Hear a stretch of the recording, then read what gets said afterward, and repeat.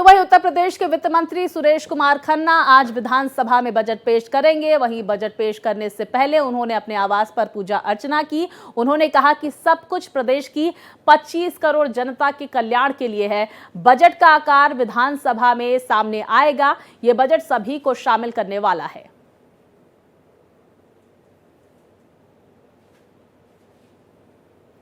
तो वित्त मंत्री सुरेश खन्ना की तरफ से प्रतिक्रियाएं दी गई। उससे पहले हम वो तस्वीरें भी दिखाएंगे जब उन्होंने पूजन अर्चन किया। आज उनकी तरफ से प्रदेश का बजट पेश किया जाएगा। बजट के पेश करने से पहले कुछ इस अंदाज में भगवान की आराधना करते हुए वित्त मंत्री सुरेश खन्ना नजर आए। तो सदन के पटल पर वो आज बजट रखेंगे। उनकी प्रतिक्रिया भी सुन लेते हैं। से ज्यादा फोकस रोजगार पर है, इंफ्रास्ट्रक्चर पर है। मैंने कहा ना कि जन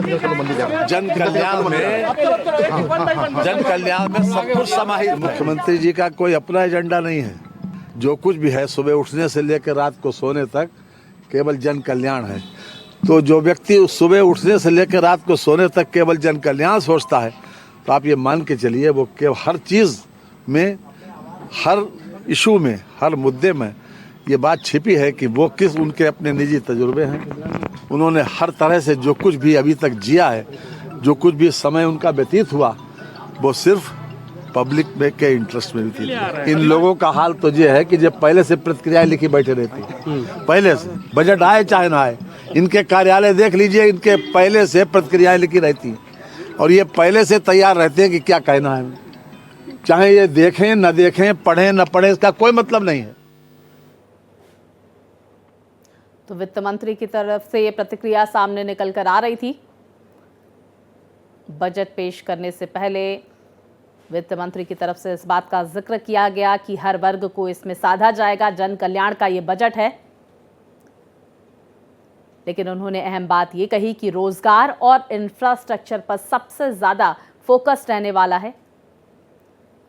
उन्होंने मुख्यमंत्री की तारीफ भी की और सरकार की तमाम उपलब्धियों का भी जिक्र किया। विपक्ष पर निशाना साधते हुए भी वित्त मंत्री नजर आए। विस्तार से जानकारी के साथ मेरे सहयोगी रजनीश हमारे साथ जुड़ गए हैं। रजनीश, देखिए, वित्त मंत्री की तरफ से प्रतिक्रिया सामने निकल कर आई कि ऐसे तो हर वर्ग को साधा जाएगा बजट में, लेकिन सबसे ज्यादा रोजगार और इंफ्रास्ट्रक्चर पर फोकस रहने वाला है उत्तर प्रदेश का बजट।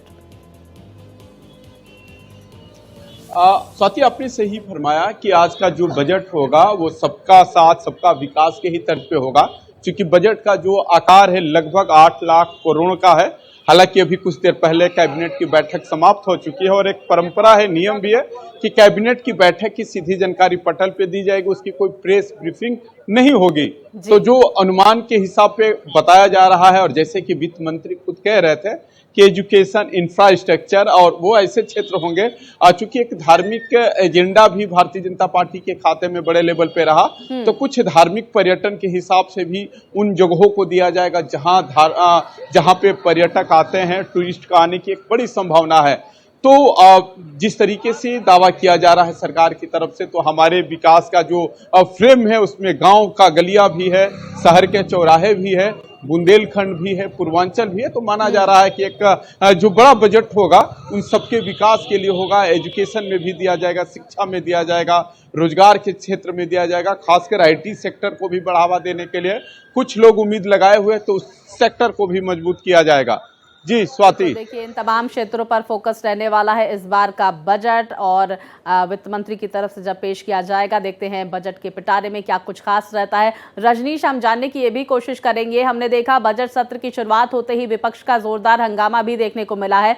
हालांकि 11 बजे के बाद बजट पेश किया जाएगा। उससे पहले बजट को लेकर किस तरह की प्रतिक्रिया और उम्मीदें नजर आ रही हैं विपक्ष की? दूसरी तरफ जनता के बीच में भी आप लोग लगातार पहुंचते रहते हैं। जनता की क्या उम्मीदें हैं प्रदेश के बजट से? देखिए, इस बजट का जनता के खास कोई बहुत बड़ा प्रभाव नहीं आता है, लेकिन जो सेंट्रल की टैक्स होता है उससे अलग अगर उत्तर प्रदेश के टैक्स में कुछ व्यापारियों ने भरोसा जताया कि जो अपने उत्तर प्रदेश प्रांत लेवल का जो टैक्स होता है उस टैक्सेशन में कुछ सरकार छूट दे सकती है, जिससे हमारा बिजनेस व्यापार बढ़ेगा।